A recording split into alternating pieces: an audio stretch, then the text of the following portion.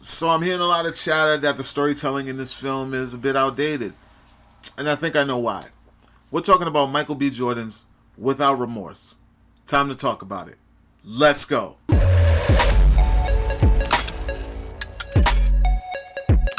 What's going on, guys? Welcome to Klepcx FM, brought to you by WeAreCritics.com, a place where we talk about movies, television, and pop culture. And if you're into that kind of thing, make sure you hit the subscribe key and that notification bell so you can be up to speed about everything that I talk about here. Now, guys, listen, the movie theaters are back. I mean, I just had an opportunity to do an early screening for Tom Clancy's Without Remorse, starring Michael B. Jordan, in an actual theater with actual people.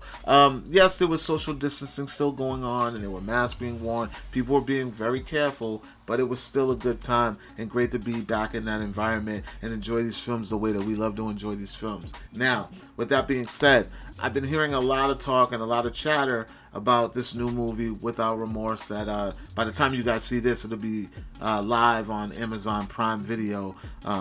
But I got to see it last night, the night before the release, and yeah, a lot of people are saying that's very dated in its style and in its storytelling, and I gotta say I agree, but I think that there's a logical explanation for this. For one, I mean, the story itself, written by Tom Clancy, the guy who's known for the Jack Ryan series, the Ryan verse, if you will. He has a series of books that he wrote back in the 90s. The early 90s. He has The Hunt for Red October, which I believe had Sean Connery in it. He has Patriot Games. He has Clear and Present Danger. He has Sum of All Fears. And then there's a Jack Ryan standalone film that had, I believe, Chris Pine in it, and a couple of other ones I named. I believe one of them had like Ben Affleck in it. One of them. I think that was Sum of All Fears. And then it spawned off into a television series that's in present day, starring John Krasinski. But this thing dates back to like John Kelly, or John Clark, is a character in which Michael B. Jordan plays. Dates all the way back to 1993. Without Remorse is a spin-off series of the Ryanverse, in which the story follows John Kelly, John Clark, same person. This thing has been in production. No lie, I'm not even lying, guys. This thing has been in production since about 1995. It's been offered to many different people. It's been spun around. The script's been done for decades, for years. It's been done, and now it was finally greenlit with a series of two. Michael B. Jordan is supposed to do Without Remorse, and then he's supposed to go right into Rainbow Six, which is a connected story following Michael B. Jordan's character John Clark. Now, if that sounds familiar, all you video game heads out there, you should know Rainbow Six. It was a very, very, very, very popular video game since 1998, I believe, all the way up until present. There are about 14 different games. It dates back all the way to Nintendo 64, and then it's been currently updating onto newer systems, newer consoles, and even PC games as time went on. Maybe that's why it has a bit of that nostalgic feel and feels like, I mean, it's over the source material straight from its time. It's 90s. Revenge plot. Simple, easy. Like, I'm a sucker for the revenge plot. Like, I love the old school action movies like Commando with Arnold Schwarzenegger. What else? Hard to Kill with Steven Seagal. Then we have, the newer stuff with Liam Neeson. Like, I'm a sucker for that stuff. Death Wish. That's another old one.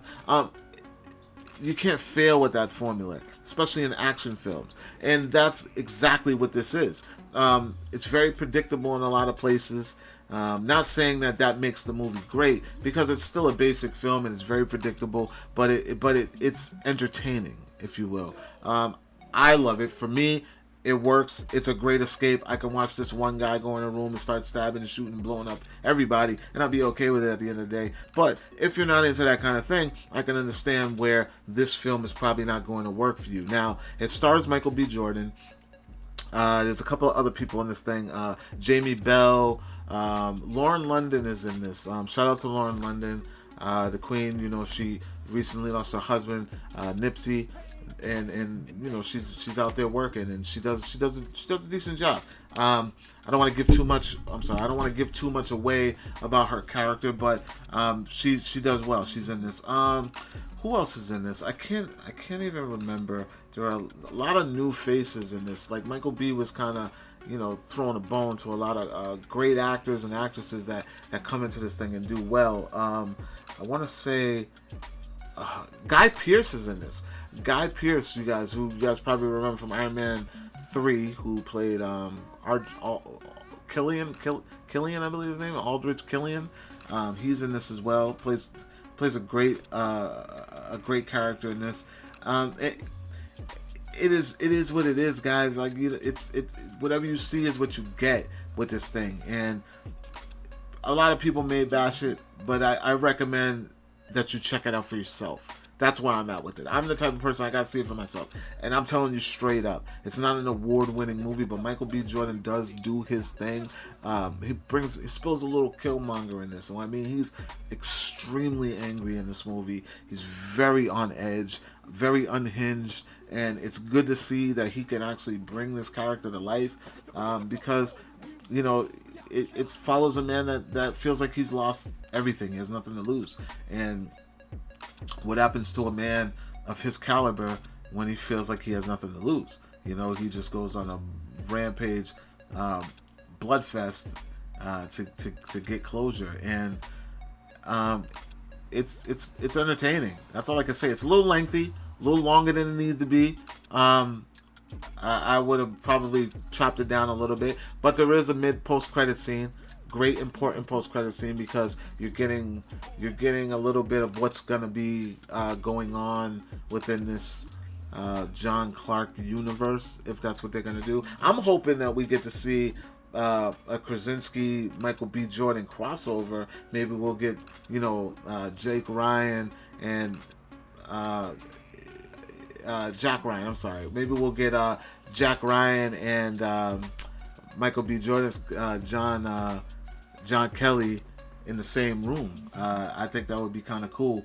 But yeah, guys, let me know if you're gonna check this thing out, or if you're excited to see it. If you have seen it already, what you thought. If I'm off, I'm not praising it. Trust me, I'm not praising this at all. I thought it was a great watch for me.